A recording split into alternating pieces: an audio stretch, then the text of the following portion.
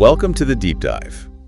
Today we're heading somewhere really unique, the lodge at Trappers Lake in Colorado. Right. Truly off the beaten path. Exactly. So if you like getting straight to what makes a place tick and, quickly, this is for you. Our mission, to explore the dining experience there, which really seems to hinge on one big thing. Its incredible remoteness. Yeah, the isolation is key, and we're working off their official website for this. Okay, let's get into it. What jumps out first is just how remote we're talking. It's stated right there, 51 miles from any town. Well, it's a long way. It really is. It's not just a detail. It feels like their whole identity is built around it.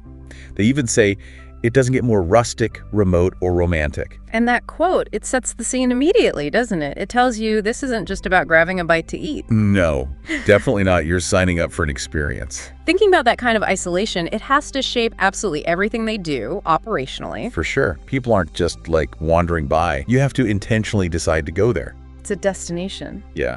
And the website hints at what that offers, right?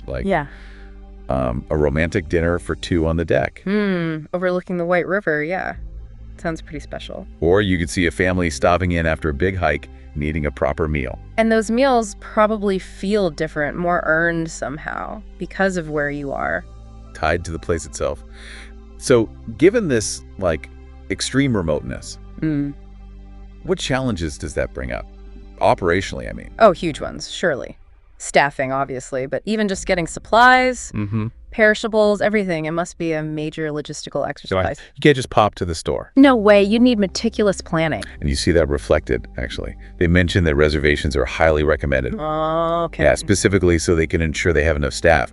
That points directly to the challenge of being so far out. It really does. It underlines the commitment, from the lodge's side to be ready and from the diner's side to actually get there. And they call it not your typical restaurant. Which feels like an understatement. Kind of, yeah.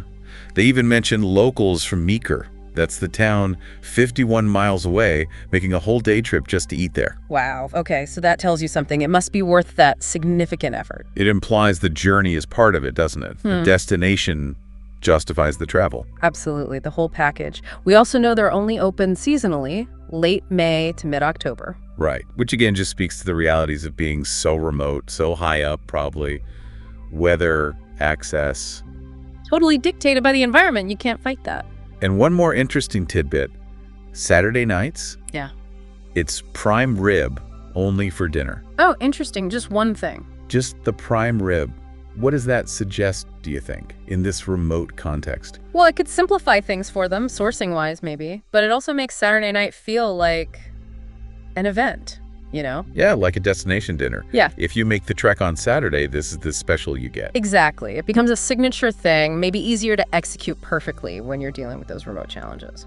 So, wrapping it up, the main takeaway seems clear. The lodge at Trappers Lake offers this dining experience that's almost entirely defined by its remoteness. Yeah, it's not just a factor, it feels like the factor. It shapes the journey, the atmosphere, the operations, maybe even the menu specifics, like that prime rib night. The isolation isn't a downside they overcome, it's the core appeal. That's the insight, really. It's what makes it memorable, different. Which leaves you with a thought, doesn't it? What does it mean for us, to deliberately seek out somewhere so isolated just for a meal? Right. When getting there is such a big part of the story. What kind of memories does that create? It's more than just the food, isn't it? Something to ponder.